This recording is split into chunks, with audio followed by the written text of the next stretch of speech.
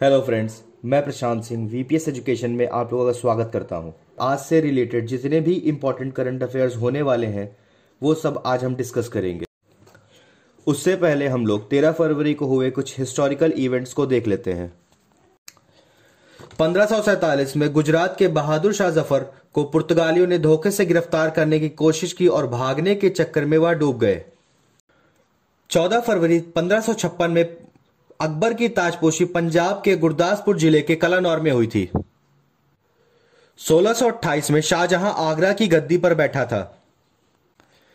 1658 में दिल्ली की सत्ता हथियाने के लिए मुगल वंश के आपसी संघर्ष में दारा ने वाराणसी के पास बहादुरपुर की लड़ाई में सूजा को पराजित किया था।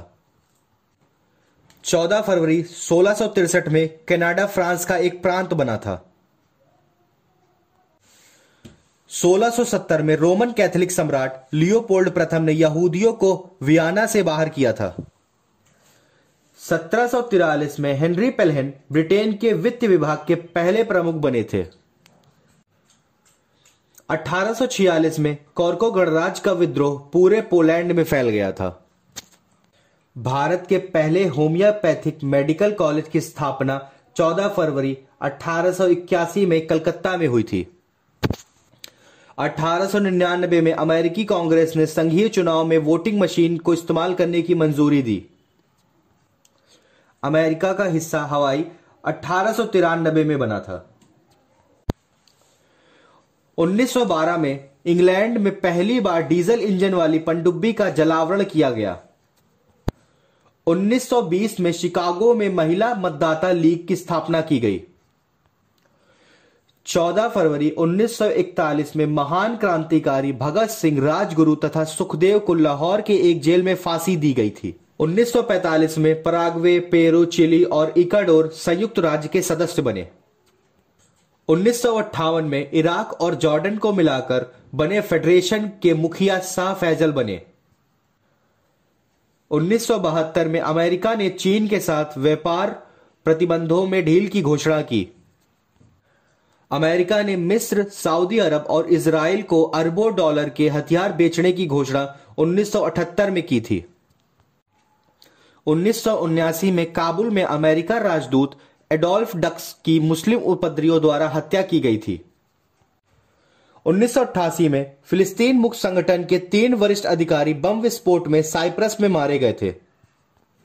1989 में बेल्जियम के पूर्व प्रधानमंत्री पल्क वार्डन को 1 माह बाद फिरौती देने के बाद छोड़ा गया।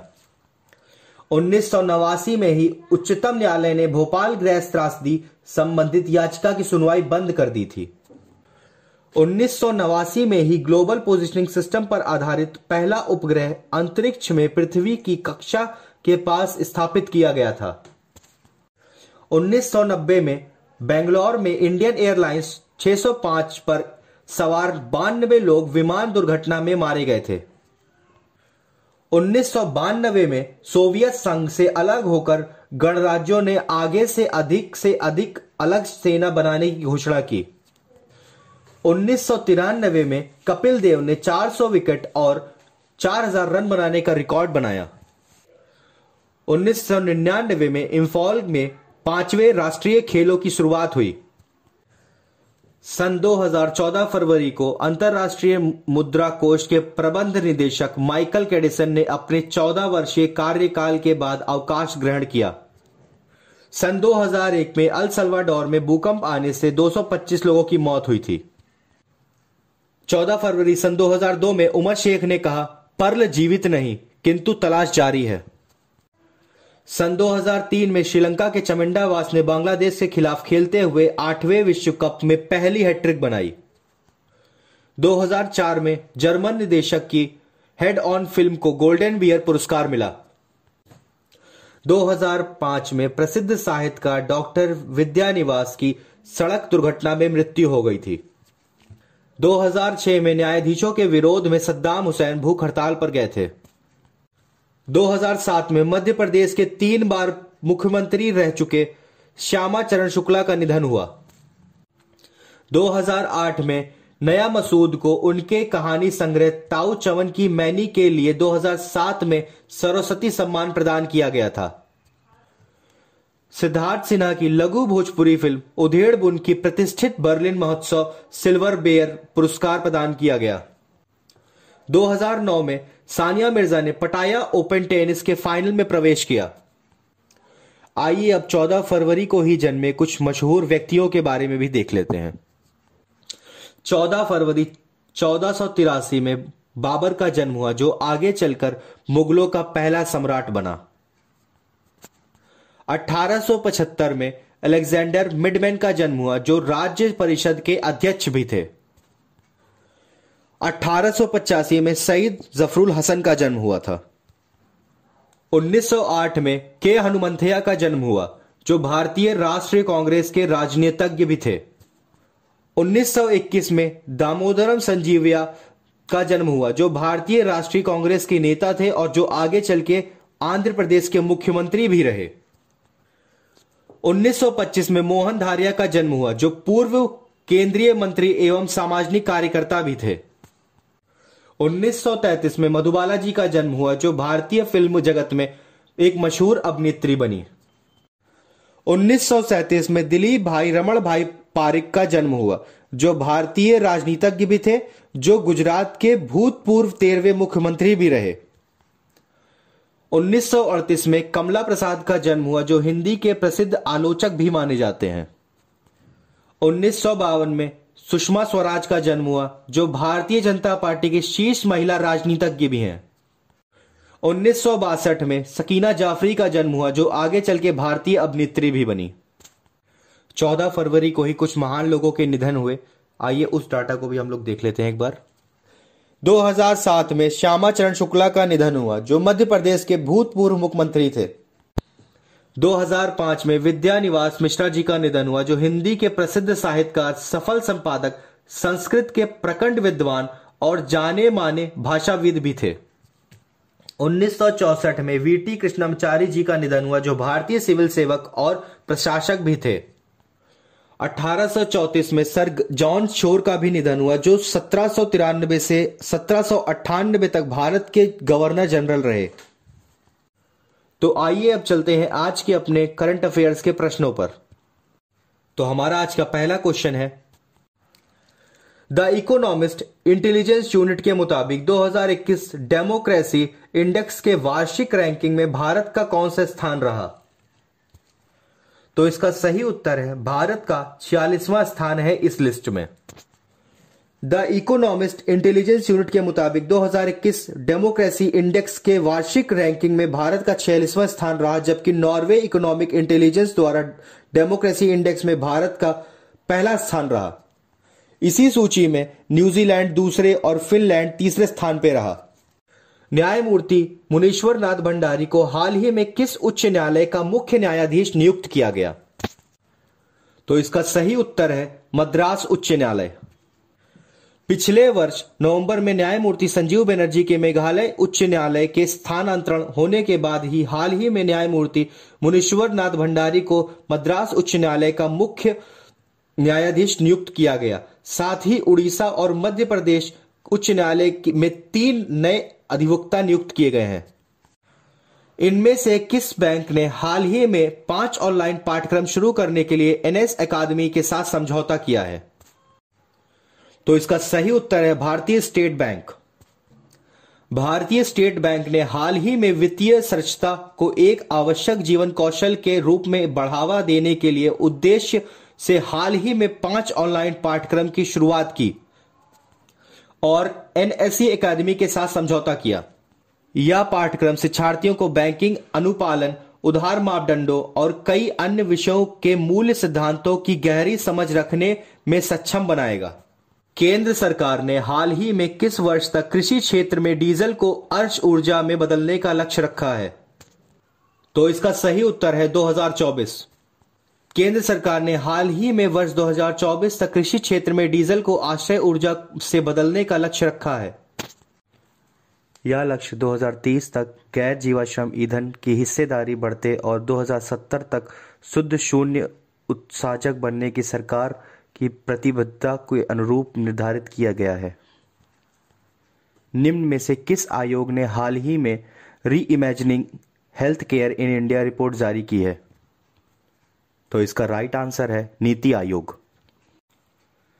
हाल ही में नीति आयोग ने री imagining health care in India report जारी की है, जिसके मुताबिक लोगों की स्वास्थ्य सुविधाओं तक सामान पहुंचाना सुनिश्चित करने के लिए बिस्तरों की संख्या में कम से कम 30% की वृद्धि हो जानी चाहिए। वर्ल्ड बुक ऑफ रिकॉर्ड्स द्वारा हाल ही में किस टनल को आधिकारिक तौर पर सबसे लंबी राजमार्ग सुरंग के रूप में मान्यता दी गई है? तो इसका सही उत्तर है अटल टनल।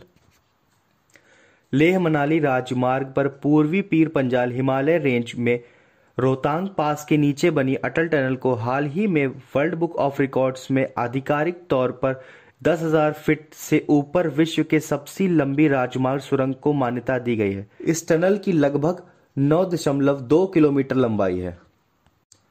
9 फरवरी 2022 में किस देश के राष्ट्रपति ने अपनी इंडो पैसिफिक रणनीति जारी की?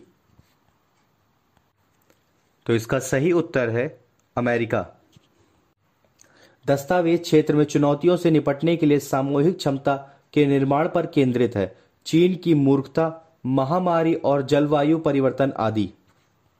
अमेरिका भारत के उदय और क्षेत्रीय नेतृत्व पर समर्थन करना जारी रखेगा। अमेरिकी राष्ट्रपति जो बाइडेन के प्रशासन ने 11 फरवरी 2022 को अपनी इको पैसिफिक रणनीति जारी की है।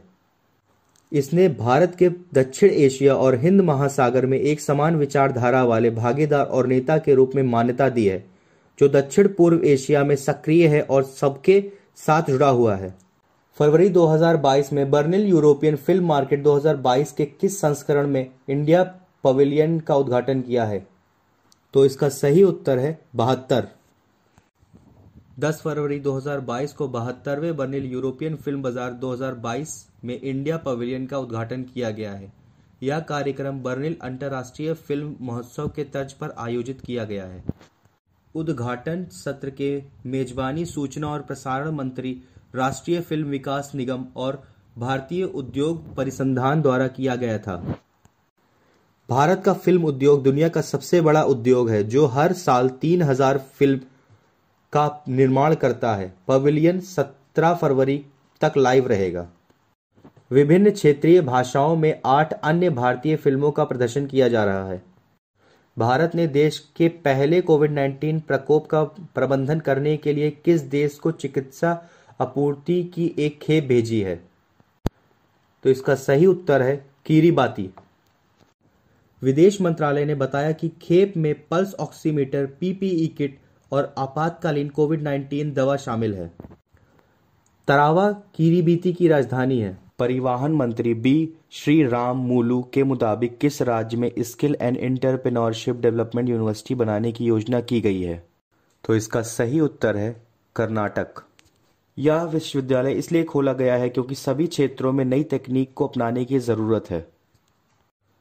नासा के पार्कर सोलर प्रोब ने हाल ही में अंतरिक्ष से किस ग्रह की सतह के चित्र लिए हैं? यही उत्तर है शुक्र ग्रह के। NASA national aeronautics and space administration Parker solar probe ने हाल ही में अंतरिक्ष से शुक्र ग्रह के सतह के चित्र लिए हैं। यह चित्र सतह के एक फीकी चमक को प्रकट करता है, जो महाद्वीप, पत्थरों और मैदान जैसी विशेषताओं को उजागर करता है। किस ऑटोमोबाइल कंपनी के पूर्व चेयरमैन राहुल बजाज का हाल ही में निधन हो गया है? तो इसका सही उत्तर है बजाज। बजाज ऑटोमोबाइल कंपनी के पूर्व चेयरमैन राहुल बजाज का हाल ही में 83 वर्ष की उम्र में निधन हो गया है। 10 जून 1938 को जन्मे राहुल बजाज ने 50 वर्ष तक बजाज समूह के अध्यक्ष के रूप में कार्य किया है, जबकि उन्हें 2000 में पद्म भूषण पुरस्कार से भी सम्मानित किया गया है। निम्न में से किस कंपनी के बोर्ड ने दूसरे 5 वर्ष के कार्यकाल के लिए एन चंद्रशेखरन को अध्यक्ष नियुक्त करने की मंजूरी दे दी है? तो इसका सही आंसर है Tata sons and private limited. Tata sons and private limited के बोर्ड ने दूसरे 5 वर्ष के कार्यकाल के लिए एन चंद्रशेखरन को अध्यक्ष नियुक्त करने की मंजूरी दे दी है। वे वर्तमान में कार्यरत हैं। उनका कार्यकाल फरवरी 2022 के अंत में खत्म होने वाला था। वे वर्ष 2016 से टाटा सन्स के बोर्ड में शामिल हैं। इनमें से किस राज्य ने हाल ही में उच्च शिक्षा का विस्तार करने के लिए ब्रिटिश काउंसिल के साथ समझौता किया है? तो इसका सही उत्तर है तेलंगाना सरकार ने। तेलंगाना सरकार ने हाल ही में उच्च शिक्षा का विस्तार करने के लिए और अंग्रेजी और कला में साझेदारी को नवीनीकृत करने के लिए ब्रिटिश काउंसिल के साथ समझौता किया है। इस समझौते पर ब्रिटिश काउंसिल ने हैदराबाद के रिसर्च एंड इनोवेशन सर्किल के साथ समझौते पर हस्ताक्षर किए हैं। हाल ही में किसने प्राकृतिक खेती को बढ़ावा देने के लिए जीवा कार्यक्रम शुरू किया है? राष्ट्रीय कृषि और ग्रामीण विकास बैंक, जिसको हम नाबार्ड के नाम से भी जानते हैं। नाबार्ड ने हाल ही में 11 राज्यों में अपने मौजूदा वाटर स्टैंड और वर्डी कार्यक्रम के तहत प्राकृतिक खेती को बढ़ावा देने के लिए जीवा कार्यक्रम शुरू किया है। इन 11 राज्यों में 5 कृषि क्षेत्र शामिल हैं जो पारिस्थितिक रूप में नाजुक और वर्षा आधारित क्षेत्रों में हैं। किस मंत्रालय ने हाल ही में निवेशक संस्करण और शिक्षा कोष पर सलाहकार समिति का पुनर्गठन किया है? तो इसका सही उत्तर है सेबी। सेबी ने हाल ही में जी महालिंगन की अध्यक्षता में निवेशक संस्करण और शिक्षा कोष पर सलाहकार समिति का पुनर्गठन किया है। इनमें से किस रोग का कारण बनाने वाले वायरस की खोज करने वाले नोबेल पुरस्कार से सम्मानित ल्यूक ग्रांटनियर का हाल ही में निधन हो गया है? इस प्रश्न का सही उत्तर है एड्स। एड्स का कारण बनाने वाले वायरस की खोज करने वाले नोबेल पुरस्कार से सम्मानित फ्रांसीसी वायरोलॉजिस्ट ल्यूक मॉन्टेग्रियर का हाल ही में 89 वर्ष की उम्र में निधन हो गया है। उन्होंने HIV की खोज 3 जनवरी 1983 को पेरिस में शुरू की थी। So guys, thanks for watching my video and keep preparing and be motivated and don't forget to like my video and subscribe my channel.